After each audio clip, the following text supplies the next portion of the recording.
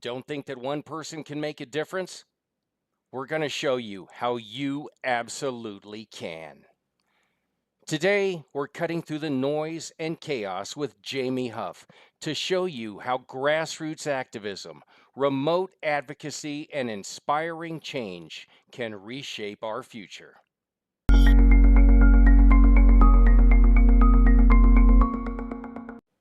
Project 2025 is a blueprint for disaster. And today, we're cutting through the noise to show you how anyone, yes, anyone, can make a difference. Jamie Huff is here with us today, someone who started at the grassroots level and is now running for office himself. We're talking about how to get involved, whether it's knocking on doors, writing postcards, or supporting from behind the scenes. Jamie, welcome to the show. Thanks for being Yeah. here. So, Jamie, when you first walked into your local Democrat office, what steps did you take to get involved, and what was that initial experience like for you? It was exciting and kind of upsetting at the same time because activism wasn't strong in the county at the moment. So I reached out to the Facebook page first and waited on a response. And once a response came through, we planned on a quick meeting at the club. And I came down and seen what was going on. And I asked, do we have any elected officials that are participating in events close by? And exactly what are we doing to get the word out? And at the time, activism was down. We were just coming out of COVID, and we had a lot to rebuild and start from the ground. I'm trying to get the feel of what even took you into the office. What even brought you in there in the first place? What motivated you to start asking questions and presenting yourself as a possible solution? I caught COVID in 2020, and I developed long COVID, and healthcare is a joke, and getting that kind of help is near impossible for someone with our income levels and the medical insurance options we had at the time. So, rent being high, I decided that it was time that we jumped into the local level and tried to do everything we could to make an impact. My oldest son's going to be 18 years old next year, and I don't know how he's going to afford rent. I don't know how seniors are able to afford a cancer diagnosis at 67 and they've just retired. So there's a lot of different reasons that led me to go in. Well, can you tell us a little bit about the first actions that you took before you went into the Democrat's office? Did you volunteer? Were you looking at joining committees or helping with local campaigns? What kind of got you started in politics and looking into taking on something so challenging? Well, that's a good question. To be honest with you, during the 2020 misinformation campaign of the Trump administration, I decided to create a national Facebook page to combat that misinformation. In doing so, I got to meet a lot of wonderful folks across the country. And a lot of those folks asked Jamie, why don't you run for office? Why don't you do something more at home? And I said, that's a really good question. I worked 50 plus hours a week and I did have some time for social media, and that's why I was doing that.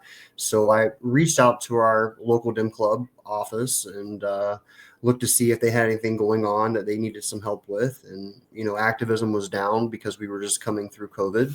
And there was a few events that was going to happen that we could be part of, but there wasn't a lot of activism. You didn't see any candidates. Our county didn't do very good at recruiting, and we didn't do very well at building up that next slate of leaders. So from there we kind of we helped organize their address books and help clean up the office, and then from there I decided to get a little bit more passionate about the things we were doing. Issue 1 and issue 2 in Ohio came up, one for enshrining women's rights into the Constitution, and 2 was to legalize recreational marijuana. And we took to the streets and got signatures, and that was an exciting experience for me. And to hear from folks across the country, across the state, having so much more common sense inspired me that there was an opportunity to do more here at the local level for myself. So whenever that came involved, I guess we got issue 1 and issue 2 passed. We celebrated our wins, and we talked about the next slate of candidates for the upcoming cycle, and we didn't have a lot. So I took that moment to talk with my family and decide that maybe this is our moment to step in and help our state out and move us forward. That's an incredible story. So it kind of sounds like it started even before you walked into the office. You started a Facebook page. Tell us a little bit about this. Was that the No BS with Jamie Facebook page? Oh, yes, yes. And, I really didn't know where we were going to go when we started. The one thing I knew for sure is that we wanted to call out misinformation. And if we were able to change the minds of one person a month, then I was going to feel successful. And we've been able to grow that page to a good 15,500 followers, and we reach a little bit over 1 million folks a month.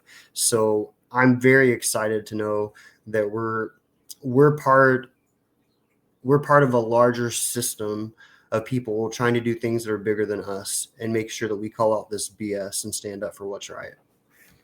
That's awesome, Jamie. You've been involved in issue-based initiatives, like you just mentioned, and even this is in districts that are very red. Um, Yes.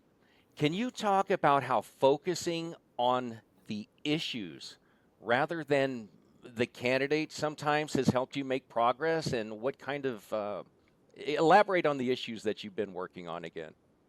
The one thing I found going door to door and talking to folks in these events is that these issues aren't left or right.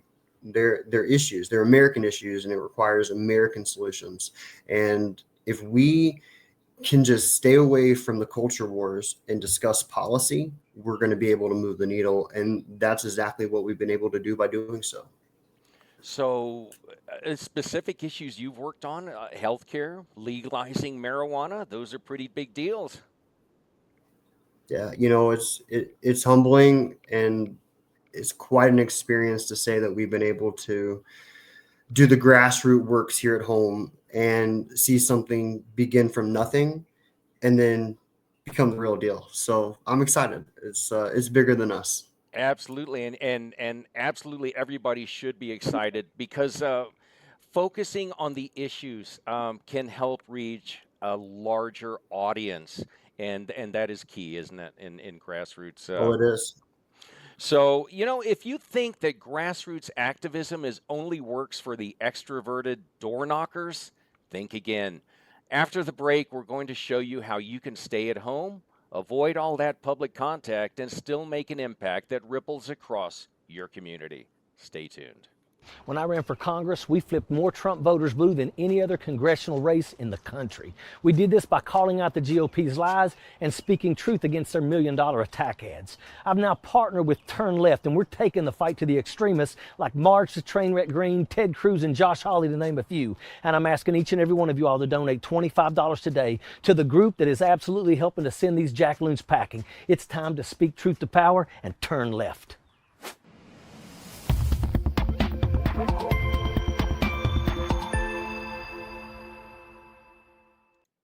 So, what happens if you're not quite ready to go door knocking, to meet people face to face and talk about the issues? There are options, and we're going to talk about remote advocacy. Uh, Jamie, not everyone is comfortable with public facing roles, right? Like knocking on doors. What advice do you have for people who want to help campaigns or causes from home, and how can they make an impact remotely? Well, that's a good question. For me, I didn't realize door canvassing was going to be my strength and most favorite thing to do in campaigning, but that's not the same for everybody. And whether you're helping us out on social media platforms, whether you're in getting our message out in various ways, whether you're helping us with postcards, phone banking, helping someone go door canvas just by being a driver. There's so many different ways that we're able to help out without actually having to hit the door ourselves. That's true. Tell us about a little bit about the struggles of being a grassroots candidate. I mean, you mentioned postcards, letters, and all in this organization. Now, it just doesn't pop up just like that. There is a lot that goes into making a design, writing postcards, getting everything organized. Um, how is that a struggle when you're, like you said, you're working a full-time job, and then you're taking on this project of passion, right? Something that's super important to you, but you have to make it happen, and it is a struggle sometimes. Um, how do you balance all that? You know, another good question. You just make it happen. There's so many different parts and pieces that go to each campaign and to local activism. You just have to make it happen. Whether it's from designing a postcard to coming up with the language that's going to be on that postcard, coming up with the team who's going to help you write addresses on those postcards, the team that's going to mail them out. It's amazing. John, I go. mean, obviously, when you are running, a lot of times it feels like a solo mission, and you are absolutely grateful for anyone who wants to help out. So having somebody to help you with social media, with postcards, with door knocking, it is such a huge help, and a lot of folks don't see that. And maybe if they understood how much of an impact that a little bit of their time on, say, a Saturday or Sunday afternoon to help mail letters and postcards, or go knock on a couple of doors, or just be there for the candidate as moral support can help out. That's the importance that one person can make. Um, That's you know, one person can make these differences. Tell us a little bit about, I mean, what possessed you to think that one person, such as yourself, could make a difference in all of this, in this huge, complicated mix? Well, it takes just one person, they always say, and that one person can light up a room and lead a path. So, honestly, I, at the grassroots level, we seen a need to build infrastructure. We needed a need to cultivate the next slate of candidates. We needed to build from the ground up. So, along with all these other things, we launched our Young Democrats chapter here in Licking County, the first ever in our history. And, we started with 13 young folks, and now we're up to close to 29. And I think we just added 7 more this last week. So we'll agree, messaging is critical for campaigns. So, Jamie, how have you helped shape messaging for your local office, and what strategies have worked to engage voters in the tough districts that you're in? Being honest.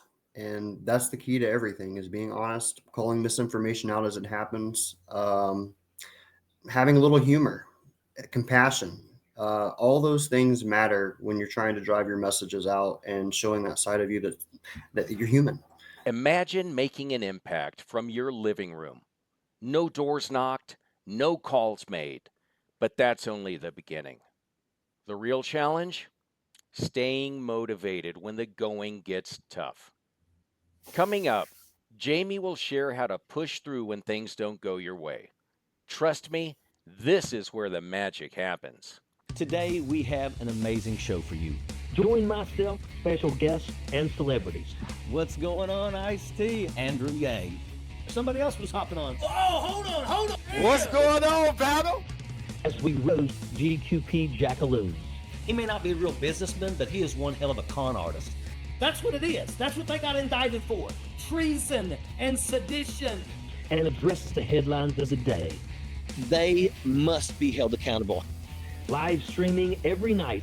I got more time in a friggin' port in a friggin' combat zone than you probably got in the military. This is Ojeda Live. So, this does bring us into our final topic today, inspiring action. Jamie, what would you say to someone who feels like their small actions won't make a difference?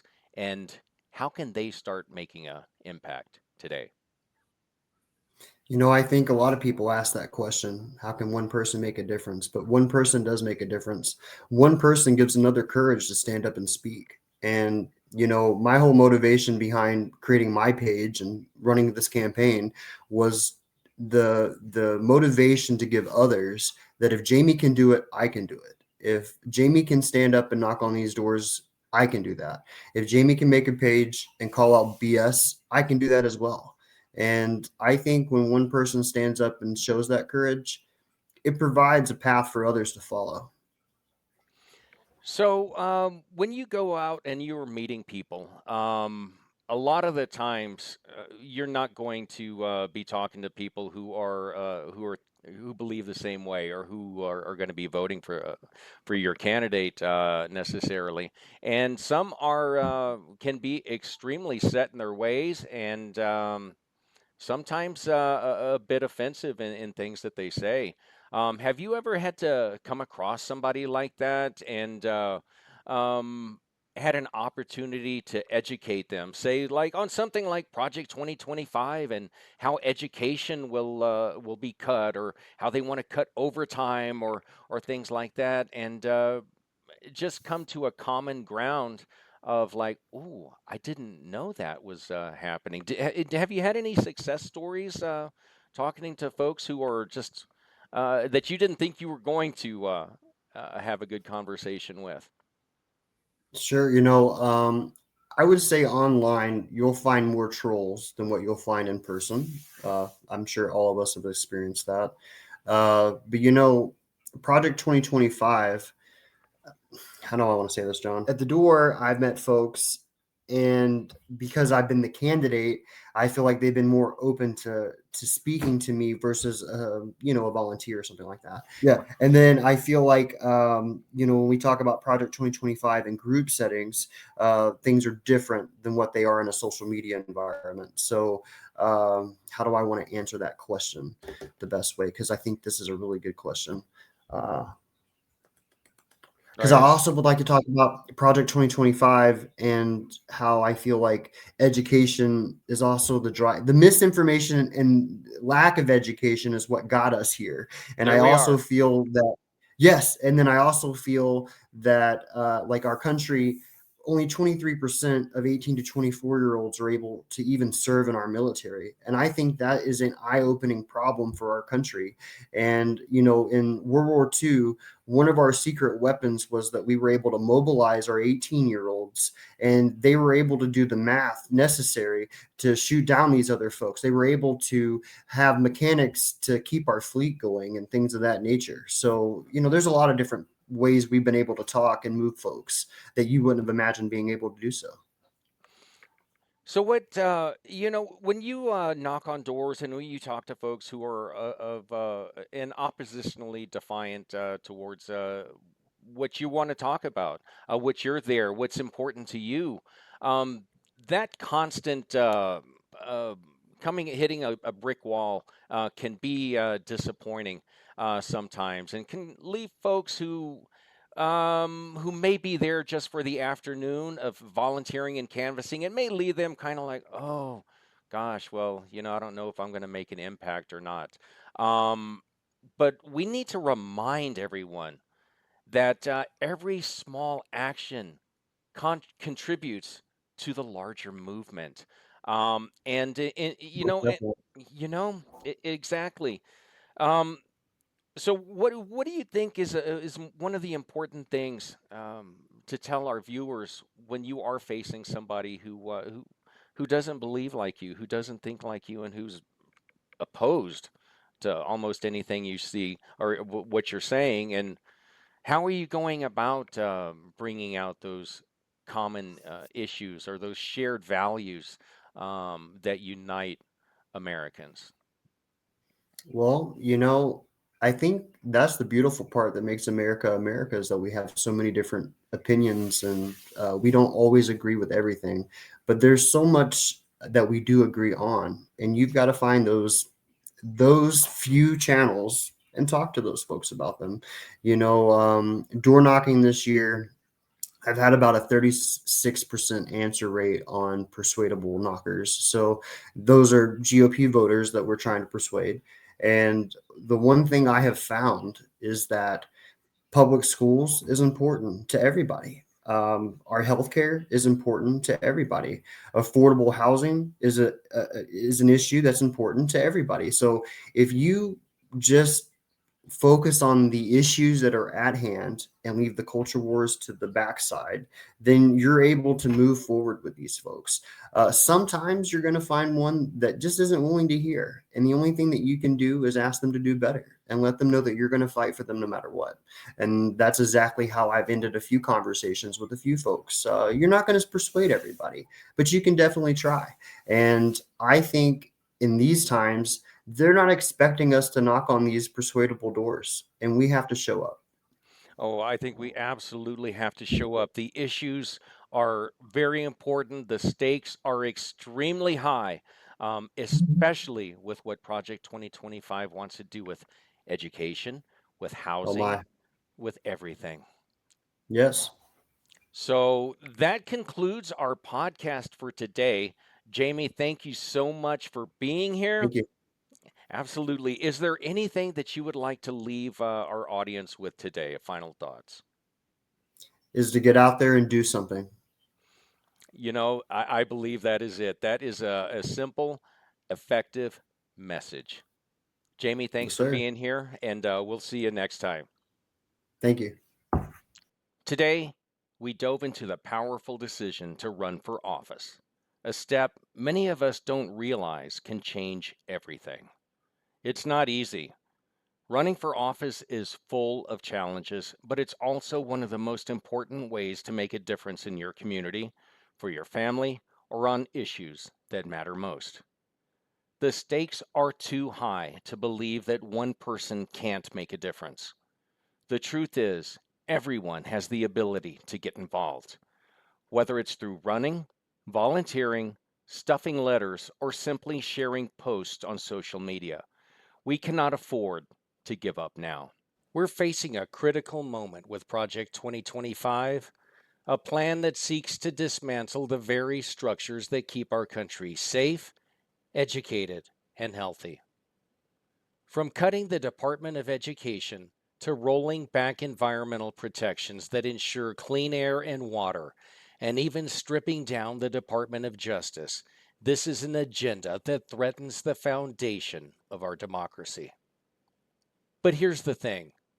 We can't afford to sit back and watch it happen. The stakes are too high. Now, more than ever, we need to step up and take action. And that's where you come in. One powerful way to make your voice heard is through Turn Left PAC. They are on the front lines, fighting back against this dangerous agenda, mobilizing communities, and pushing for real change every single day. But they can't do it alone. So here's what you can do.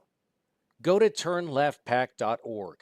Sign up, volunteer, donate. Whatever you can contribute makes a real difference. Don't underestimate the power of your voice, your time, or your energy. Together, we can build a movement strong enough to stop Project 2025 in its tracks. This fight isn't just about one election or one policy. It's about the future we want to leave for the next generation. The fight against misinformation starts with us. Whether it's supporting candidates who stand against dangerous policies like Project 2025 or helping out in small ways, every action counts. Hope is the fuel we need to keep going, and it's seeing that spark of inspiration in others that keeps us moving forward. So get involved, register to vote, support turnleftpac.org, and help us push back. Together, we're writing the script for a better future.